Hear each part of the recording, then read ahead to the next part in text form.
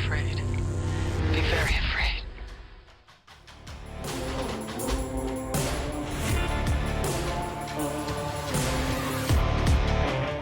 It's amazing. Days Gone. The Days Gone remaster. I haven't played it yet, but I've been watching videos. Holy cow, man.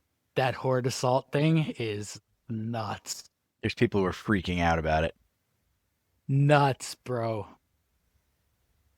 How many zombies now on screen do you think? It builds. Like, it starts with, like, a small horde, and then, like, I was watching this one guy 30 minutes in, and he goes, like, hundreds and hundreds. At least you got a flamethrower, as you mentioned earlier.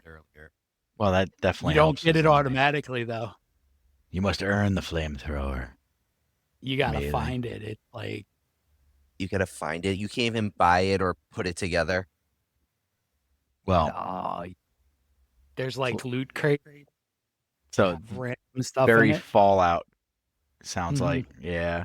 That's awesome, man. I can't wait for you to start to get into it. Bro. Well, John's game features large hordes of zombies, whereas the movie that we are talking about this week on Xenomania doesn't have huge hordes of zombies, really. There's the illusion of it, but I'd imagine that's 20 people in costume. And you don't need it Absolutely. to make a creepy movie. We are, of course, talking about The Battery, if you guys are familiar. A movie I never would have known about, super easy to access, and if I wouldn't known about it unless it was for my buddy John here, I'd never heard of it. Ryan, had you heard of it? no, I never heard of it until John mentioned it, and it was a great recommendation. Yeah, it's a gritty watch. It's not a zombie movie, first of all. It's a zombie movie, but it's not a zombie movie. Very character-driven. Very character driven, very psychological. You got to be in the right headspace for this one. Don't go in thinking you're going to be watching Dawn of the Dead and be having like a blast with all these people dropping. That's not the way it's No. going to go. People do No, drop, it though. Oh, yeah. It gets really heavy, though. Yeah, it does. It makes you question your existence like multiple times. But there's some funny scenes too that we'll get into. But we'll just give you kind of the overview of the movie. You're in a post-apocalyptic setting. Are they in Tennessee? Or no, They're in there's a New guy. England. Yeah, they're in New England. You're right. And there's a dude who needs to drive to Arizona in it. I don't know why I Mhm. got Tennessee in my head. So they're in the forest, the thick forests of New England. You could feel the humidity in this movie. Do you guys know where this is filmed? No, where is it filmed? Kent, Connecticut. No way. Really? I thought you were gonna say man. Kent, New York for a second. I was like, what? No, Kent, Connecticut. In this, like, and if you watch closely, there's definitely parts that you'll recognize from, like, I Spit on Your Grave. Oh, cool. Okay.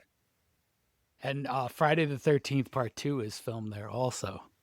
That's pretty cool, man. Got a little film haven going on over there in Connecticut. I don't know if you guys have been to Kent, but it's a pretty place.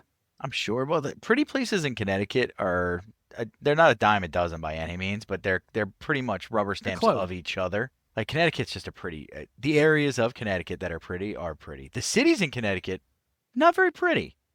They don't tend to be that pretty. No, but no, not so much. the non-cities, The huge. very pretty. Yeah, it's just a nice state to drive through on your way to Massachusetts from New York. It's just a quick wave. Yeah. It's Yeah. like, what do I do? Hartford, and Yale's over there, New Yeah. Haven. Okay. Oh, there we go. We're in Springfield. Now I go west or east, or I'm on my way to New Hampshire. So, New England is a rough place to fend off a zombie invasion, though, I would say. They do mention in the movie, so the movie features two studs. That's not true. There's two friends who are both baseball players, are the main characters. We got names, guys, because my brain's made of mashed potatoes. Ben and Mickey. Ben and Mickey. And Ben and Mickey are they're not thriving or anything, but they're doing a pretty good job of surviving. They got it down. Mhm, Yeah, but mhm. if you see the opening, like you see Mickey playing with the CD player, right? And he's listening to the music and he's like zoning out, and Ben scares him. And it initiates that Mickey is still looking towards the past, which is an interesting concept. And then as they do this montage, Ben is like doing a lot of fishing, survival, scavenging, and Mickey's kind of in the background playing with his CD player and replacing batteries left and right. 8 It's an batteries. interesting I think it concept. was too. 8 batteries at a clip after people. That's a tough one. Mickey's almost in full avoidance of the zombies at the beginning of the movie, and he like it's apparent really quickly that he's just looking for community, and like they say like when the apocalypse started, they weren't friends. They just sort of knew each other. They were on the same team, but they didn't hang out together or anything. They just sort of wound up together. And you see that a lot, that it's like these two still clashing personalities. Yeah, that's a good point. I didn't really think about that, but they're not best buds. It's definitely a union of circumstance and necessity. And it's not like it's negative either. It just is what it is. You know, Ben consistently, like, Ben is the provider.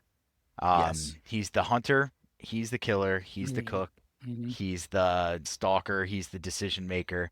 And Mickey's just kind of like Ryan said earlier, he's just kind of riding it out, doing stupid stuff like listening to a Discman with noise canceling headphones. Like, leave one out, bud. Leave one out for the creepers. The whole movie, but it does what the filmmakers, I believe, intended it to do. It causes you tension because you're like, take them off, you idiot.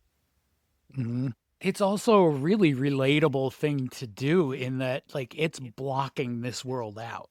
Yeah. Because I mean, you think about things in a zombie apocalypse, like seeing zombies would be freaky. Hearing them in the distance is like probably Yeah. way more unsettling because you don't know where they are. Right. They're just out there ambling about. You don't know if they're going to stumble upon you. And they hole up in these abandoned homes. They clear them first and then they sleep in them. And you've got to know that Mhm. there's, you're never settled. I mean, you guys know what it's like to sleep in a place that's not your own home. Even that is Yeah. just, you're a little bit Yeah. tense, you know? You got one item? And even in that, that's against Ben's wishes when they do stay in a house, because not shown in the movie, but they talk about how they were stuck in a house for, I think they say 3 months Yeah. Yep, They were there 3 for a months. while. early in the apocalypse, and Ben doesn't want to get trapped like that again.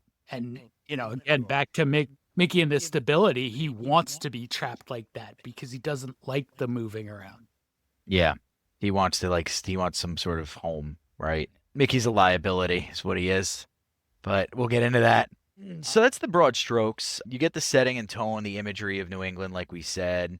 It doesn't look very comfortable, but you can tell they're making the best of it in a lot of ways. They play catch a little bit here and there. They're talking BS. They've got decent food. Never shows them foraging for it or gathering cans, and they never have a short. They have I did note this while watching it. They have like a bottomless bag of supplies that they don't really reference ever. It's just a Mhm. duffel that's filled with cans of chicken and tuna and whatever, and they always have what they need basically. There's sections of the movie we'll talk about later where there's starvation's implied, but they never appear to be in need of anything or wanting for anything. Mhm. It's more about Mickey's struggle, I think, than anything else, and Ben's struggle with Mickey. Yeah. And Jeremy Yeah, Garner Ben does a is a great lone job. wolf. Yeah, Who's that, As Ryan? that's Ben, but he's also the writer and director.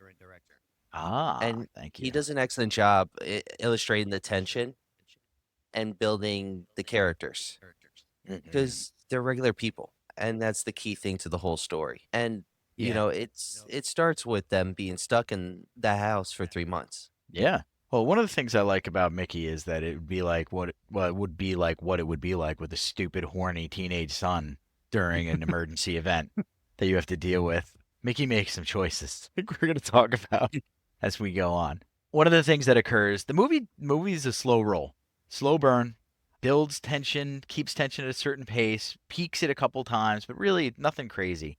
You're watching it and it sort of absorbs you, is the best way I can put it. And you're forced into their mind space, which is a great job by the guy whose name Ryan knows. So Jeremy Gardner. Jeremy Jeremy Gardner, Gardner. yeah, Ben, the guy who plays Ben too. The movie itself does a great job with that. Once you see things turning and Ben losing control over Mickey a little bit too, is when they pick up these two-way radios. Yeah. And they start talking on the radios and they pick up somebody else on the channel. We get a little We get a little Walking Dead Negan group kind of vibe out of it. Yep. The orchard. Yeah. The orchard is definitely not what Mickey wants it to be. It's never shown, but you can tell it's not what he wants it to be. And they let that sit in your head for a bit too. Like, Ben knows, Mickey probably deep down knows, but he can't help himself. He needs it. And then it doesn't hurt. So Ben's talking to the girl whose name is Annie.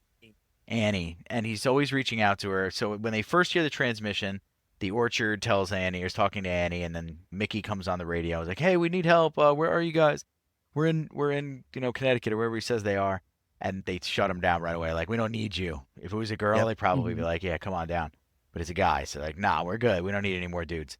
So they shut him down, and then he just harasses them over the radio forever until Annie finally talks to him a couple times again. Is like, "Stop it. Stop reaching out. They're gonna kill you." Kind of implies that somebody's gonna get hurt. And then Ben says Annie's like a 600-pound. He says words that aren't kind that I won't repeat. 600-pound lady. That's not desirable in any way, and you're an idiot for doing this. Blah blah blah blah blah.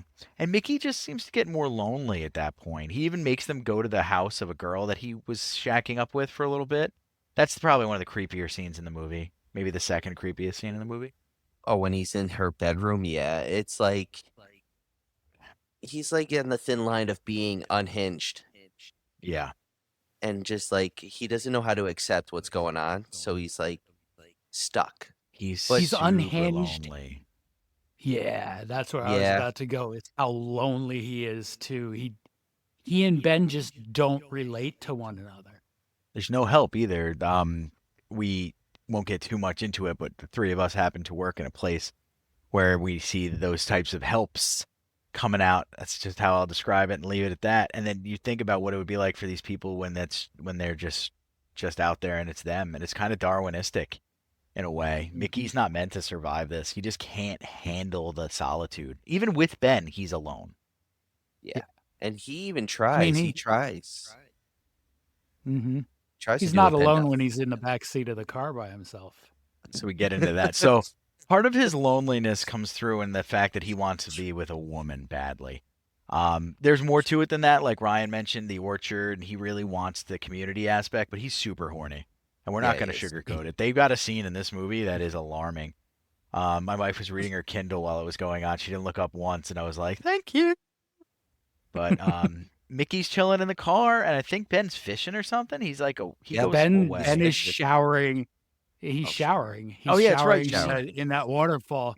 The writer-director so decided to show us his you go dong. from this sort of you go from this sort of like discomfort of thick Ben with his big beard. I hate your choice of dancing words. around under the water, and then he means thick because Ben's fat. By the way, and there's the full-on dong. Yeah, just flapping around while he dances. So you cut from that back to Mickey in the back of a station wagon with the headphones on. When, I mean, you can't lie. Living, it was probably a very attractive woman. Yeah. Dead, it's a zombie. Yeah, dead, it's a zombie lady. Yeah. Right.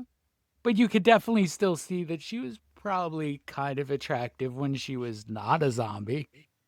And she gets right up to the glass on the window and starts, banging on the window. Well, Mickey has some needs. Yeah, and he starts hitting the jackrabbit in the back of the car, and it is uncomfortable, and it goes on for a while. Like, they don't just cut it. It's long enough for you to be like, "Come on, dude." Until the bang happens when Ben shoots the zombie in the head. Ben comes back and wipes out the zombie with his limitless ammo. By the way, we never brought that up. The fact that they never worry about ammo and he never has a problem reloading the gun. He's got this little revolver. Well, not even it's a pretty big revolver actually, but yeah, he kills the attractive zombie, and then laughs at Mickey and he's like, "You finish up, man. I'm just gonna head over here." And just the mocking, I think, makes Mickey worse. It's not even mocking. He's just being. I mean, he's laughing. It is funny. Yeah. But I think. I mean, if one of you guys and me were the last two guys that we knew, and I caught one of you doing that, I'd find it pretty hysterical too. There's not much else going on comedy-wise. At least it was in the Pretty back of funny. a Volvo, not in a Pretty funny Volkswagen. circumstance. Yeah, for real. Yeah. But yeah, you got that going. So good times. Good times. Things go from bad to worse. They end up just by chance running across this guy in a car that's run out of fuel, seemingly, and he's got the car in the middle of the road, and the guy puts a knife to Mickey's neck because Mickey's super good at putting himself in dangerous situations. Oh, wait, we skipped. When Ben ups the ante with their relationship. Yeah. Ryan, you want to Yeah. go through that one? So they find an abandoned house, and Mickey loses his shit on Ben, right? He's like, I just want a quiet night. And Ben agrees. And we have a nice scene of Ben dancing, listen to the music, because he Lot of takes whiskey. Mickey's. Oh, yeah, a lot of whiskey. Yeah. A lot of whiskey. But he takes Mickey's Walkman. He's having fun. Mickey's more alert. And then the next morning, Ben finds a zombie tied up. And he leads the zombie to Mickey's room and locks the zombie in there with Mickey so Mickey can kill it. And I understand the scene, but it's horrible at the same time. I did feel bad for Mickey. Oh, absolutely. Like that's one of those scenes that sort of says to Mickey, Ben is a way bigger danger than the zombies. Oh, yeah. Oh, yeah.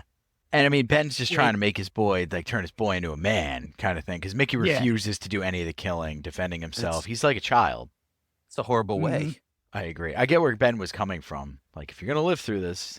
It was probably the only way was going to get him to do it. And then Mickey got real mad. So things were a little tense after that for a while. Yep. Then He starts fishing with him, having Yeah. fun. they get it. They Mhm. get over it. They get through it. Throwing we get- apples at each other. And Yep. which is Mickey was the pitcher, so catcher's got a Yeah. cannon too, though. Catchers can usually Yeah. have a great arm. Yep. So Adam Kronheim, who played Mickey, was actually an amateur baseball player. Oh, okay. Oh, okay.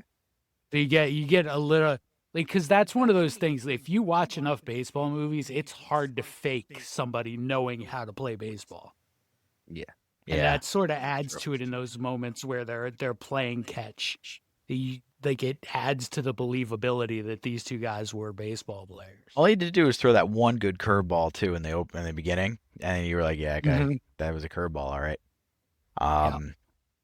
Let's see It's your cool. It does changeup. add to the believability. Yeah, the And change up. while we're on baseball, I think like if you don't know baseball really well, you miss where the title of this movie comes from. They're the pitcher and catcher. In baseball terms, that's the battery. Ah, okay. I never even knew See- that. That's pretty cool. And without knowing that, it's just why is this called the battery? Well, I thought Yeah, it was you think because- it's layered. Batteries all the time. Yeah, I think that's it's what I layered. thought. Or even Yeah. like you go into like, well, like what's like Mickey's losing his charge kind of thing. He's like, yeah, but Okay. that's a reach too. But even then, I don't even know if we got the director on this and we're talking to him. Be like, I was really hoping somebody would get that deep. That's a Mhm. reach. Or that's a literature. Well, thing. yeah, I mean, there's so many that like I found so many of these things in there. So they played for a Pittsfield, Massachusetts minor league team. Yeah. Okay. So Pittsfield is significant to baseball history in that it's the first recorded reference to the sport being played. Oh, neat. Okay. Yeah, so there was a law banning it within 80 yards of town hall, and that's the first recorded baseball thing. That's cool though. That's interesting. Yeah. Pittsfield. I Mass. mean, I watched the making of, and it doesn't come up that was intentional, but it feels like it has to have been intentional. Yeah. I mean, it might have been. Makes sense. I mean, if you're from this area, there's no shortage of minor league baseball teams. True.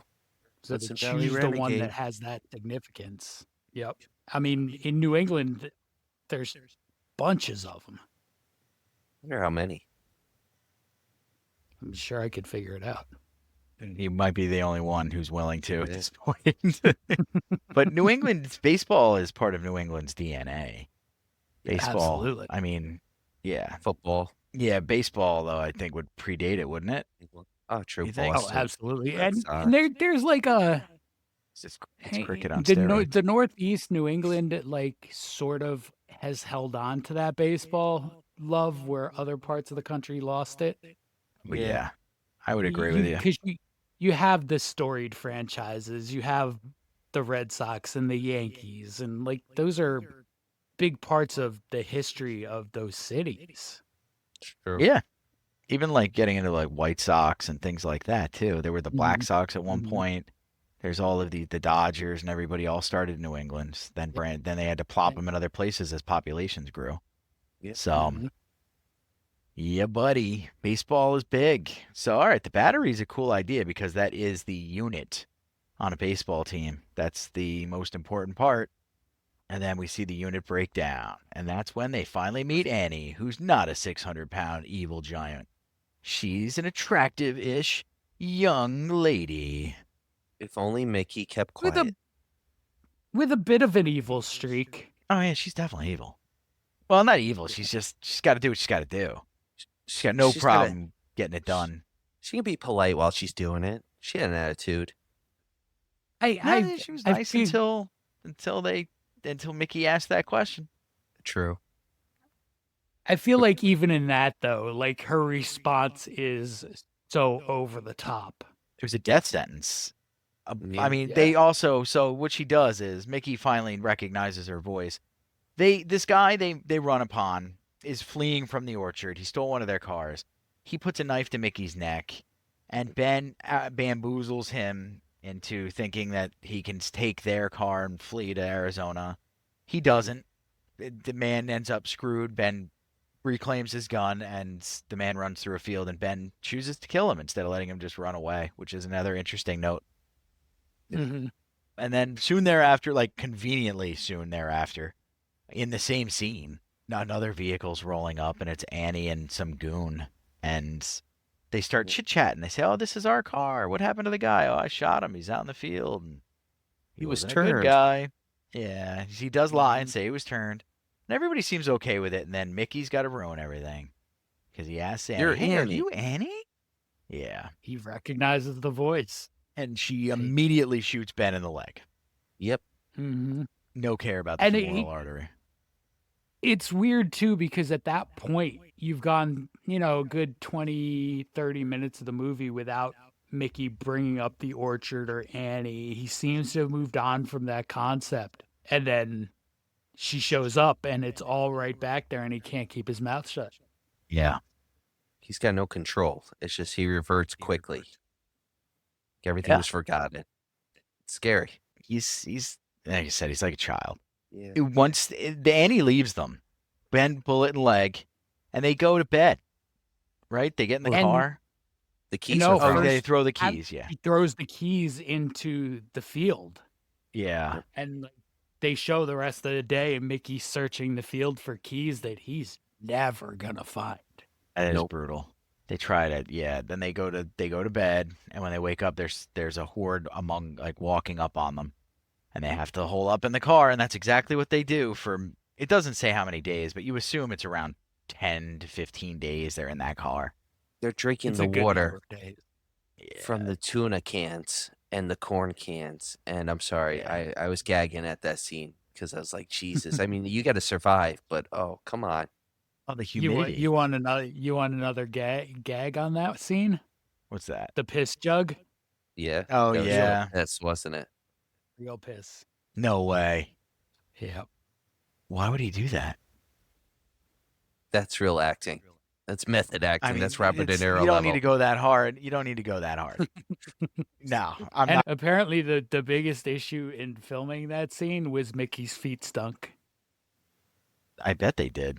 You could feel how humid that car was. Mm-hmm. So I think they mentioned the feet stinking. That was real. I think they do. Yeah. They mentioned the feet stinking. Mickey ends up, finally they decide Mickey's got to go back and run. He's got to get out of the car and run. There's this really wacky sunroof in the vehicle, so they use a hand crank to open it up, which is kind of cool. he climbs out and goes looking, and then they show Ben like milling around in the car. I think it's all the same take, right? Mm-hmm. Yeah. There's no cut. It takes like a few minutes, and then Mickey does return, and he's bit and has nothing else going for him. That was a And great scene. oh, It was good. very tense, and it's just like that back and forth of like, I was bit, and he's like, I'm gonna have to kill you, and he's like, no, Does he ever yes, say no. it? I don't remember if he said it. Yeah, he did say it. That he has to He's like, kill him? hold it. Well, oh yeah, he's like, I'm sorry, and he pulls the trigger. Yeah, I don't know if he straight out says I have to kill you so much as it's like one of those things where it's what I have to do. Yeah. Yeah, and then there goes. And he shoots Mickey in the head in the car, and that's brutal. It's not Yeah, like it is. brutal because they're best friends. It's kind of brutal because they're not. I don't know Mhm. how to describe it. It leaves you feeling a little empty. Yeah. And how seemingly easy it was for Ben to do it. Oh yeah, he's very Yeah. logical with it. Just Yeah. bit, bullet, done. Plus, there's a few things in it that are not really flushed out. Ben has a bullet in his leg. They don't Yep. discuss whether or not it went all the way through or anything like that. They don't discuss the bleeding. They show him change his bandage once, but they never show him take his Mhm. pants off. This is still you can still get infections. These are not like you don't just get shot. So they kind of do the same thing they do with the endless bag and the endless ammunition. They just ignore that. Like, oh, this Yeah. is just a thing that got us stuck in the car. We're not going to talk about gangrene or anything. No.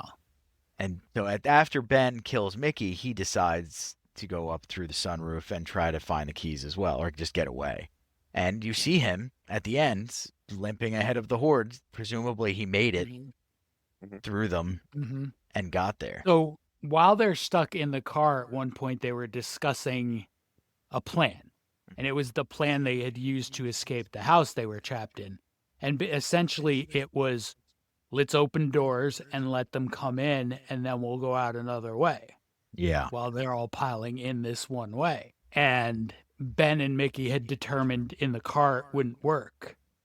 But after Mickey is dead, that's what Ben does. He pops the trunk and he goes out the sunroof. Yeah. And it gives him, limping, it doesn't give him a huge head start, but it gives him enough that they're slow, he's going to stay ahead of. And the thing about it is, it wouldn't have worked for Mickey because Ben was still in the car. If Ben had gotten out with Mickey, it would have worked, but Ben stays in the car. Mickey goes looking for the keys. So that's really what kills him. It's like Ben's need to survive sort of kills Mickey, which is another interesting thing. Yeah, I was gonna say they talk about this plan, right? And then he's like, "Hey, Mickey, go try to find the keys."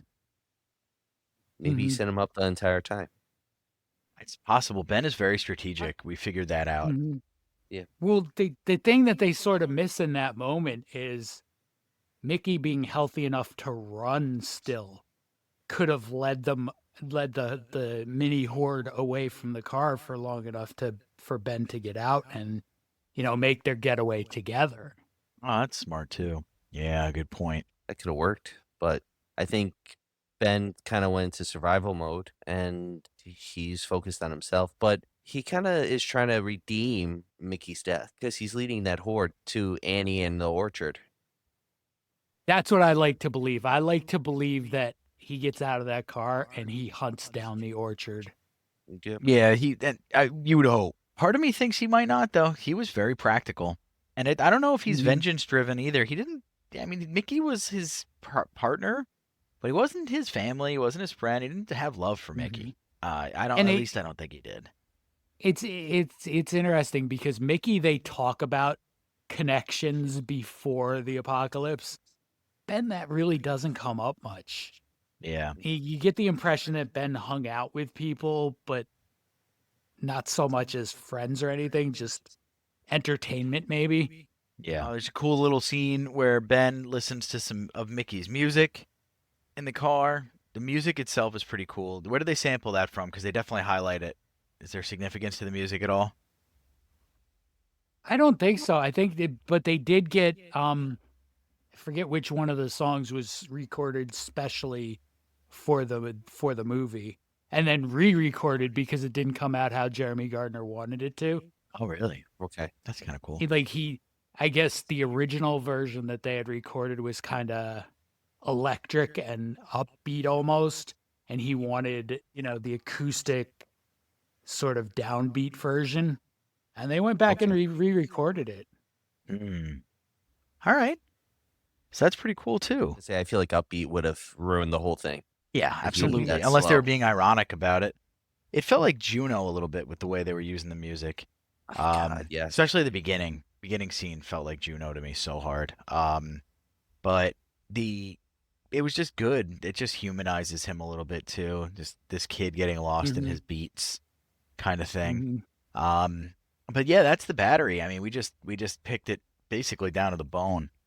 Yep. It's a Mhm. good watch. Sorry for the spoilers; they're implied at this point, but it's a good watch. If you want to watch like a pretty nuanced, almost indie-ish, Very. It's film, very indie. yeah, Very. So this is a $6,000 budget. and that Yep. comes through too. That's why we say there's no giant horde. You have to use your imagination Mhm. and assume the numbers are meant to be like 10 times what you see on screen. My assumption is like the boom mic guy's sister is one of the zombies, and like how they go about it like that, Yeah. because everybody's sort of Yeah. young. It feels like they're part of Yeah. the crew. So, and like in typical like zombie fashion, there's nods to Romero in the funding even. Mm. So Okay. when Romero was making Night of the Living Dead, he asked 10 friends for like $600 each to Okay. fund Night of the Living Dead. Jeremy Gardner did the same thing as like a tribute to the Romero DIY concept. That's cool. It is cool. Yeah. That's a nice homage right there. It's neat. Mhm. They got the Volvo for $600. I mean, That's not a it's bad fair. deal. Fair price for that Didn't- Volvo Yeah. house. Didn't survive filming. That's a shame, No. actually. So in the making of documentary, they're talking about how like the rest of the crew is talking about how they thought Jeremy Gardner was hoping that would be his car after they finished filming. Aw. Okay. Because it's like And a then they just Volkswagen, ended up- guys. Yeah. It's like a pretty sweet vintage looking one. We're talking like National Lampoon style, better. I've never seen a car with a hand crank sunroof before. That That's was pretty cool. cool. That's old school. That's like those old European cars. Hell yeah. Those those top model stuff. Yeah, it was neat stuff. But yeah, is there anything else about the movie in particular you guys are sitting on that you want to bring out? Now we covered everything that I wanted to cover. I just think it's an excellent film, and everyone should give it a chance. Yeah, Absolutely. Yeah. And listen, there is a really phenomenal physical release from Scream Factory. Highly recommend it. And then like you get outtakes, and the outtakes are like complete Oh, I bet you opposite they're mood. There's so phenomenal. much fun in there. Yeah. There's so much fun in the outtakes. And you get the making of, and it's just a good watch. Cool. Nice, man. All right. Well, that was The Battery. We're going to roll into top fives, everybody. Ryan, what do you got So, for us this week? Baseball week- movies? No, I should have. Damn it. I went with actually Trapped. Oh, cool. Movies where characters are trapped. And we're gonna start with a M. Night Shyamalan produced movie. I know I messed his name up so badly, but And he then produ- he's moving. and he's moving. I know. It's staying in. It's staying in. That's why I'm not putting. That's why I'm not putting him on any of my lists. I don't 'Cause- want to have to say his name. His name? Shyamalan Ding Dong. The first movie is Devil. Oh, they are trapped. Yep. My mama said when the jelly side of the bread drops down, it means he's near. I turn the movie off as soon as that happened. Like the worst M. Night ever. Bokeem Woodbine's in it, and I do like Bokeem Woodbine. That's the guy who says the line, I think. Pretty sure he's the dude who says the line. He's like, yeah, when the bad luck comes, it means he's nearby. I'm just like, Yeah. yeah, this is so stupid. All right, but it is, in Ryan's defense, it is a movie that involves people trapped in an elevator And with that's- presumably the devil.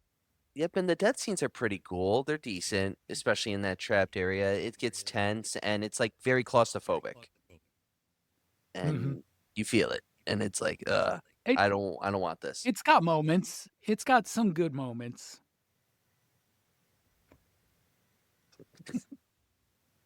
Great pick. What's your fourth Very- movie, Ryan? Damn it. My fourth movie, I'm standing by Devil. I like Devil. My fourth movie is actually Cube Oh, sweet. from Way to redeem 1997. yourself. Yeah, I was gonna say. All right. Cube, 7 individuals trapped in a bizarre and deadly labyrinth of cube-shaped rooms. I mean, this is pre-Saw, technically. Yeah, it is. Like, Right? People trapped, going through, like, these cube puzzles and stuff. It's a, You remember the it's a really good lasers? watch. That's the second Like one, the I special think, right? effects are so bad. Oh yeah, you're right. They're horrible, but that's what makes it so good. Yeah, Cube's a great which- watch. Well, it kind of leads into my third pick, which is the 1999, the remake of House on Haunted Hill. Oh, nice. Okay. I do. I like. They are I like Vince. trapped. Yeah, I do like. I love Vincent Price's version, but Jeffrey Rush, Famke Janison, Taye Diggs, Ali There's Larder. another Bridget CGI Wilson. nightmare, that movie. It When the big is bad pops out and you're like, ooh, the Black Ghost it's Mist. bad CG. Yeah. It's another bad. It's but that good time movie. period, though. Yup. Like 1999. Frighteners and stuff. Yep. Mhm. I Like, still love it. There's that stretch from like 95 to 05 where where effects are just bad. They Like, rely it's heavily like- on them and they're real bad. Yeah, it's like a transitional period in the technology almost, and it like they just did not age well at all. The one I bring up all the time for that would have held up if they just didn't screw up the UFOs so badly with the green was Independence Day. They used modeling for all of the explosion scenes and destruction of the cities, but the UFOs and the dogfight scenes, which is a Mhm. substantial part of the movie, the Yeah. CGI is so bad. You could make better on Adobe After Effects in like 10 minutes now. It's true. so bad. Mhm. That's pretty sad. I mean, it's cool, but sad at the same time because they had how much money? A lot. I was gonna say, yeah, you're on lot. mute. But Yeah. speaking about a lot of filled in money, The a lot for me. a lot. But to speak about a lot of money, this next movie, this company has a lot of money, and they trapped their 80 foreigners, mainly Americans, in their company, and that's the Belko Oh. experiment. I remember this. This was an That's- interesting watch when I stumbled upon this movie. Great movie. John C. McGinley, Michael Rooker. I mean, they're in supporting roles, but they shine, as always. And it's just terror. Imagine if it's they terror. did It's the that. crowd terror, man. That's the scariest. I mean, I don't know if Mist is going to be your number one. I hope it is, but it reminds Ooh. me of the Mist, because of the way that the outside threat is threatening, but the inside threat seems more threatening. You can't trust a single person in that office after the No. first 10 minutes of the movie. No. And I don't want to spoil anything, but I'm thinking of a lot of scenes, especially the ending. And the ending, that fucked me up. Mhm. Like The Mist. Yeah, like the Mist did. But So there was another movie that came out right about the same time with a similar premise called Mayhem yep, with Stephen Yeun. Oh, Yep. the Younster. Yeah. was that Now- good? I didn't see that one. That was very good also. Highly recommended. You guys see, speaking of Trapped, did you see Sweet Home, the Korean movie, subtitles only? It might be dubbed, but don't watch the dub. Subtitled on Netflix. Flew under everybody's radar. I think you guys should give it a shot just for the special effects. You're going to be impressed by this limited series budget. Well, actually, it's not limited series because they did do a season 2 based on the success. The effects and the costuming of the monsters are phenomenal. And it's basically like a zombie outbreak, but instead of zombies, everybody turns into their own unique monstrosity, which Okay. is super cool. And they're all stuck in an office or in an apartment building. I And just like wrote it down. Seoul. Yeah, it's called Sweet Home. I think you guys will dig it. Listeners, down give it a for it. shot too. It's a kind of a breakout one for the creator, and it breaks out. They don't, but it does. This is a kind of good lead in because we're speaking about different types of monsters and stuff. My last movie is not The Mist. It's actually Cabin in the Woods. It's a good one too. because they're technically trapped across the bridge. They're trapped in that little island. Ooh, you You know, didn't make a believer out of the big guy in the middle there. He's just giving you because the they go old head underground. wobble. I Yeah, and they mean, release this. all the creepy crawlies. I'll admit, I No, know I what you did love. last summer is a long stretch for 4th of July. I'll finally admit it if we can accept Cabin in the Woods as number one. All right. I find that I think that one is a better choice, but I'm gonna keep my mouth shut. I like all your choices, man. I like your list. Like, They're very Ryan. so like the last 20, 25 minutes of Cabin in the Woods, I really like. Okay. It's the Worse. hour plus before it. I don't so much. Too much Is it the- Hemsworth. I don't like. much It's Thor. just. Yeah, too much. I Too don't know much what it traps. was. But I've watched it a bunch of times, and it just doesn't connect with me. It doesn't connect as a horror movie. It connects as a campy action film to me. And then when Yeah. they go eldritch with it, or cosmic with it, I should say, for like the great old ones, and it's a and that's cool. I dig that. But I want to see the second. When that I want. presumably, I want to watch the Earth get burned for what happened. I want to see a prequel. That'd be cool too. Anything. I want more story. Give me more. I mean, Like they shit's allude. cool. They allude to so much. They allude to with Evil Dead. There's a lot of homages. Evil Dead, Hellraiser, Merman. Merman. Don't forget a merman. I like that part too, where they have to like figure out what's gonna happen with them. But Cabin Fever would be a good trapped one too. Then he gets honey trapped into like life-ending VD. That would have been good. Sean from Boy Meets World makes a bad choice with a good-looking lady. When you do not want to be touching skin, he touches some skin. Yeah. Yeah, he does. I bet you 8 out of 10 guys, 4 out of 5 dudes are falling into that trap, but not me. I don't care how much Listerine's laying around. I'm not doing it. That's the most memorable part of the movie. I don't remember anything else about the movie except for him pouring Listerine on his junk. But they are trapped in Cabin Fever, right? Yes, they Mhm. are. I guess They're- a lot of people. They do that. they isolate themselves mostly in the entire film as their skin's peeling off. I'm just thinking of the bathtub scene. Yeah, that's so hard to watch. All right, John's top 5. That was a good one, Ryan. That was a good one. I don't want to think about that anymore. Thank John's you. top 5. So I went close to what you wanted. I went 5 sports movies, Okay, that is Ooh, close. Okay. 5 sports horror. Run And- man. Like Major League. I went very B, very unknown-ish. Okay. Okay. I mean, I guess you'd So- have to. I can't think of a single sports-based horror movie that's true horror. Mhm. Maybe The Running Man Yeah. might be one. Maybe. I Stretch. stretched sport a little bit. You'll Yeah. see. Like the Okay. Long 'Cause Walk there are movie is definitely- going to be sports. There are definitely things on here that I don't necessarily consider a sport, Okay. but my number 5, Fatal Games. Okay. Never heard of it. Athletes at an elite sports training academy are being killed by javelins. Wheat?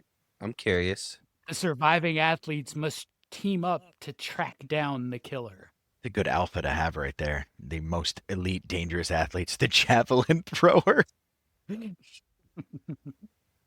man. It's great. It's like you get a little PED subplot, a little romance. Yeah. Okay. A lot of dead athletes. I mean, By Javelin. I love it. I love it. So my number 4, Gutter Balls. Is this like Kingpin, but better?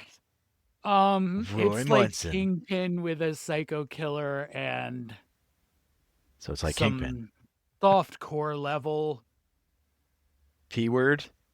adult scenes. Yeah, that'll work. Okay. I mean, those are my 2 favorite things: bowling and softcore level P-words.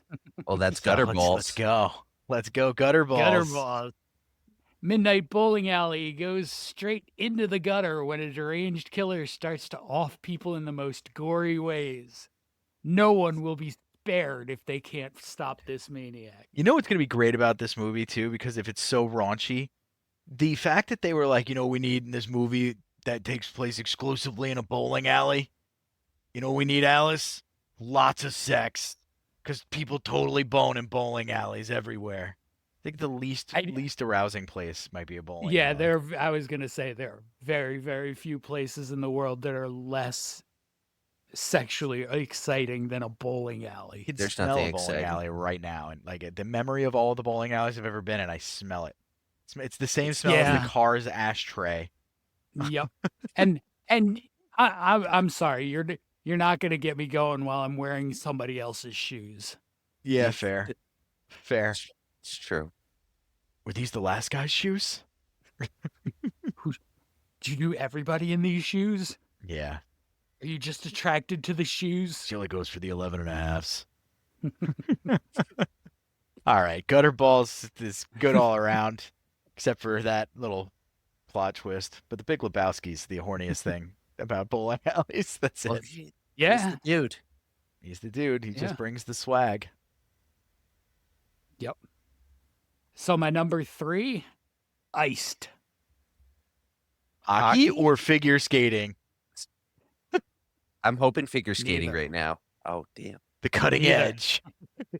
Neither. So, years after their friend dies in a skiing fall while trying to impress a woman, a group of young adults are invited to the opening of a ski resort. Things go downhill as an old nemesis returns. Ooh, Okay. I'm digging it. Ice skating So- downhill, you say? Super low budget, recently lovingly released and restored by Vinegar Syndrome. Okay. It definitely, like, they do with everything. They make these movies that nobody's ever seen, that nobody really would care a whole lot about. They make them so beautiful, and they're so much fun to watch. Cool. That's Vinegar Syndrome. That's what they do. Yeah. We're going to have to start a policy where you explain that I'm the idiot. Your job is to explain these things to the idiot. So everybody who's idiot or not picks it up too. So Vinegar Syndrome. And that's I what they mean, do. listen, if you want to visit one of Connecticut's not so pretty cities, Bridgeport, Vinegar that's the Syndrome not so has- prettiest. That's the not Vinegar so-iest. Syndrome has a physical store. And it's Cool. awesome. In Bridgeport? What the hell are they thinking? Yeah. And It's like awesome. in you guys burned went, didn't out you? Bridgeport. Yeah, I was going to say, there's two I go on a Bridgeports. One's worse than the semi-regular other. basis. That's wild. this The is- drive out there is This wild is too. this is like the dystopian part of Bridgeport where this is the only thing that's open. It's There's true. no rent. You just have to get there alive. Yeah. That's like it. Every day. It's to like go the to work. Warriors.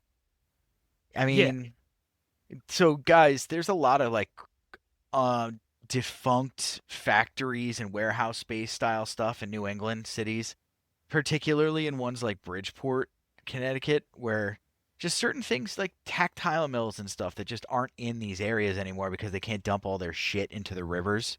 The EPA put a stop to that. We'll see that come back soon. But I digress. So like that stuff, New York State is filled with stuff like that. There's towns that were all centered around cheese factories and stuff. Mhm. Factory goes under, there's no way to make money in the towns. So you just have these populations of like 10,000 people with nothing for income. So that's what they're describing. Imagine like a bombed out area with no money, a couple skittering drug addicts here and there. And that's the area of Bridgeport. There are nice spots in Bridgeport, just not many. Mm-hmm. Well, it's like a lot of the towns along the Hudson River. The closer you are to the river, or in Bridgeport's case, to the sound that you are, the more work they've done to make it nicer. Yeah, the waterfront areas are really, really sweet.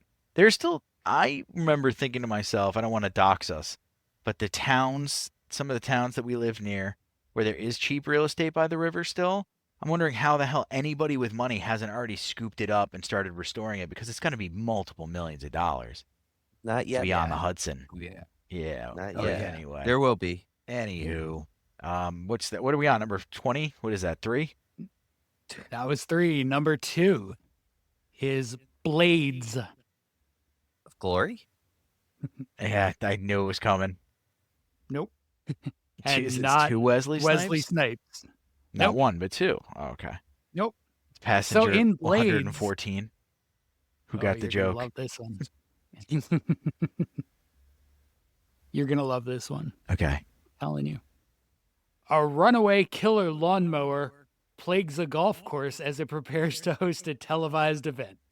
Is Bill Murray in Three it? survivors must stop the lawnmower before it drives through the competition. Prequel. Yes, it's Prequel to Lawnmower Man. yeah. Prequel No, to Caddyshack. Yeah, there it is. I mean, Blades, indeed. There's more than one.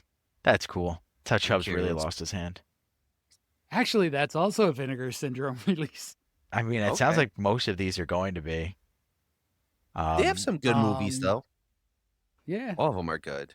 No, they have some contracts with major studios. They put out Roadhouse. Roadhouse. The The original? Prophecy. Yeah. Oh, good. Okay. So They the did The remake. Prophecy. Vinegar They Syndrome got did the Condo. Prophecy? The Yep. original Well- release of it? Yep, All three. yep. What?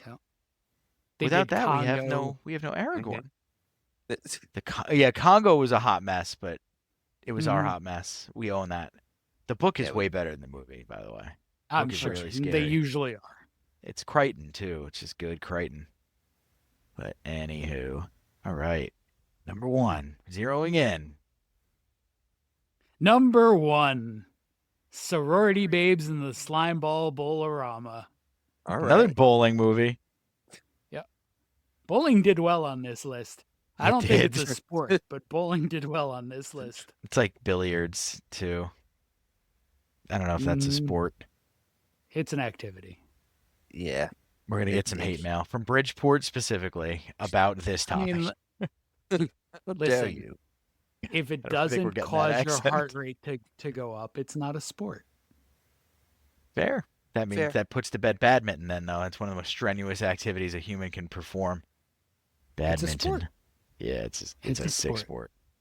sport. So all for right. those who have not seen Sorority Babes in the Slimeball Bowlerama, all of us. sorority pledges and some male friends break into a bowling alley to steal a trophy as an initiation rite.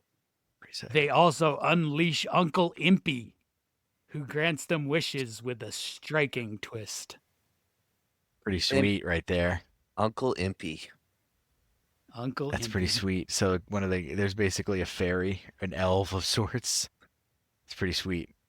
All right, cool, man. That Out one of a actually is very. genius That Sounds one's like got a a little, list. a little gin. That's got me intrigued. I might have to. The title does not bring you there at all. That's awesome. No. But all right, guys, that's the top 5, and that was The Battery. Shockingly, one of the episodes where we actually stuck to the movie for the entirety of it, I think. Except Well, for yes. the very Really beginning. did. Yeah, we Yeah, did. so I don't know if that's going to make it better or worse, but you let us know in the comments. It's a change. Like and ascribe. Like and subscribe. Yeah, like and sub. But anyway, yeah, guys, thanks a lot. We'll see you next time, all right? Have a good one, guys. See ya.